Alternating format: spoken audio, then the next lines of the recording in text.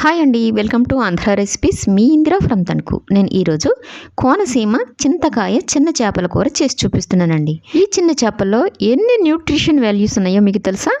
వీటిలో protein, iron, calcium, phosphorus, vitamin C, B3, A and vitamin D ఉన్నాయండి. ఎన్ని nutrition values ఉన్నా ఈ చిన్న చేపల్ని అస్సలు మిస్ అవ్వద్దండి. అయితే ఈ చేపల కూరని ఎలా వండాలో ప్రాసెస్లోకి వెళ్ళిపోదాం. ఇవి కాలువలో వల వేసి అప్పటికప్పుడు పట్టిన చేపలండి. దాదాపుగా ఒక అరకిలో ఉంటాయి. చూడండి ఎంత ఫ్రెష్గా ఉన్నాయో. వీటిని రఫ్గా ఉన్న సర్ఫేస్ మీద ఇలా వాటర్ వేసి రుద్దితే పులుసంతా వచ్చేస్తుందండి.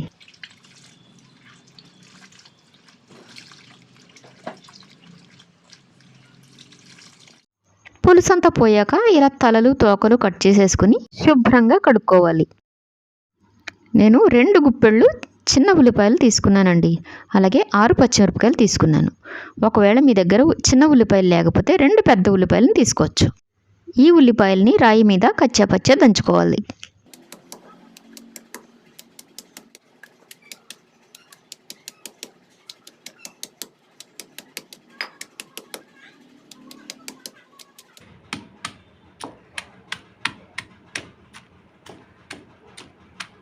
ఉల్లిపాయలు నలిగిపోయాయండి, ఇక తీసేసుకుందాం. కాలువల్లో పట్టిన చిన్న చేపలు ఇదివరకట్లాగా దొరకట్లేదండి. ఒకప్పుడు ఈ చేపలు బాగా దొరికేవి. ఈ చిన్న చేపలు షుగర్ పేషెంట్స్కి, బీపీ పేషెంట్స్కి చాలా మంచిదండి. షుగరు, బీపీ ఉన్నవాళ్ళు తప్పకుండా ఈ చిన్న చేపలని బాగా ఎక్కువగా తింటూ ఉండండి. ఇప్పుడు 4 చింతకాయలని బాగా కడిగి వాటర్లో వేసుకొని స్టవ్ మీద పెట్టి ఉడికించుకోవాలి. 3 మినిట్స్ ఉడికిన తర్వాత స్టవ్ మీద నుండి దించేసుకొని చల్లారిన తర్వాత రసం తీసుకుని పక్కన పెట్టుకోవాలి. ఇప్పుడు కూర వండుకునే బౌల్ని తీసుకుని ఆ బౌల్లో కడిగిన చేపలని వేసుకోవాలి. అలాగే దంచిన ఉల్లిపాయలను కూడా వేసుకోవాలి. పచ్చిమిర్చిని నిలువుగా కట్ చేసుకుని వేసుకోవాలి. రుచికి సరిపడా సాల్ట్, 2 టీ స్పూన్స్ కారం, 1/2 టీ స్పూన్ పసుపు, 5 టేబుల్ స్పూన్స్ ఆయిల్ వేసుకోవాలి. ఈ చేపల కూరని అన్నీ ఇలా పచ్చిగా కలిపి పెట్టుకుంటేనే బాగుంటుందండి. ఆయిల్లో వేసి ఫ్రై చేయకూడదు. ఒక్కసారి ఇలా ట్రై చేసి చూడండి, ఎంత బాగుంటుందో. ఇప్పుడు ఇవన్నీ ఇలా బాగా కలిసిన తర్వాత కొద్దిగా వాటర్ వేసుకోవాలి. వాటర్ తక్కువగానే పోసుకోవాలి. ఎందుకంటే చింతకాయ పులుసు వేసినప్పుడు వాటర్ ఎక్కువైపోతుంది. అందుకే వాటర్ని తక్కువ వేసుకోవాలి. ఈ చిన్న చేపల కూర ప్రెగ్నెంట్ లేడీస్కి, పాలిచ్చే తల్లులకి చాలా మంచిదండి.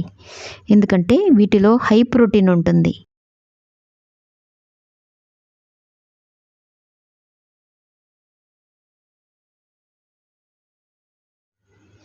ఇప్పుడు స్టవ్ మీద పెట్టుకుని మూత పెట్టుకుని ఒక 5 మినిట్స్ ఉడికించుకోవాలి.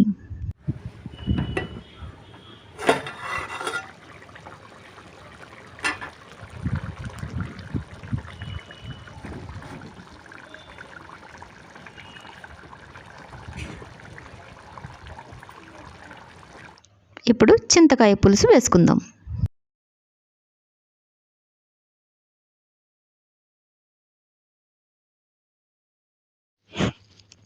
గరిటెతో బాగా కలుపుకొని మూత పెట్టుకొని ఒక 10 మినిట్స్ ఉడికించుకోవాలి. ఇప్పుడు 2 టేబుల్ స్పూన్స్ జీలకర్ర, 8 వెల్లుల్లి రెబ్బలు మెత్తగా దంచుకోవాలి.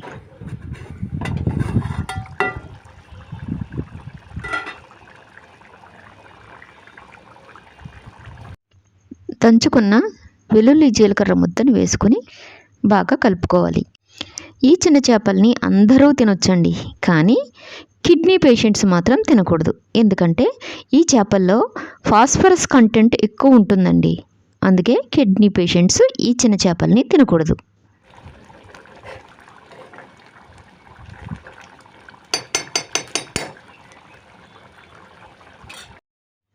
ఇప్పుడు మూత పెట్టుకుని మరొక 5 మినిట్స్ ఉడికించుకోవాలి.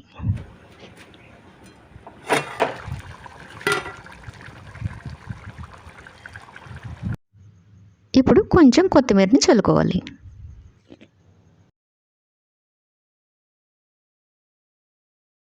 మా కోనసీమ జిల్లాలో ఎంతో స్పెషల్ అయిన ఈ చిన్న చేపలు రుచికి రుచి, ఆరోగ్యానికి ఆరోగ్యం అండి.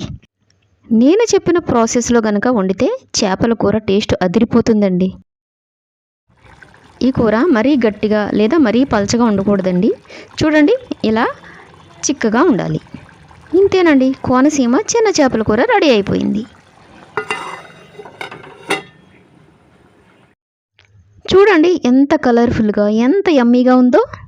ఈ చేపల కూరలో అల్లం వెల్లుల్లి పేస్ట్ కానీ మసాలాలు కానీ వేయకూడదండి. అల్లం వెల్లుల్లి పేస్ట్ వేసిన, మసాలాలు వేసిన టేస్ట్ మారిపోతుందండి.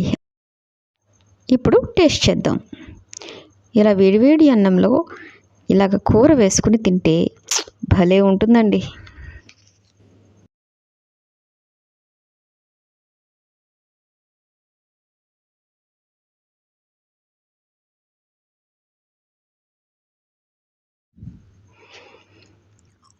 ఎంత టేస్టీగా ఉందంటే ఈ టేస్ట్ ముందు పెద్ద చేపలు అసలు ఎందుకు పనికిరావండి, అంత బాగుంది.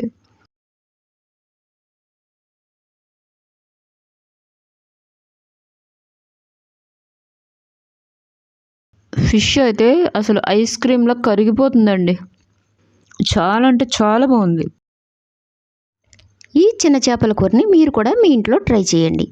అలాగే నేను చేసిన ఈ రెసిపీ మీకు నచ్చినట్లయితే వెంటనే లైక్ చేయండి, షేర్ చేయండి, నా ఛానల్ని సబ్స్క్రైబ్ చేసుకోండి. మరొక డిఫరెంట్ రెసిపీతో మళ్ళీ కలుద్దాం. Thank you for watching.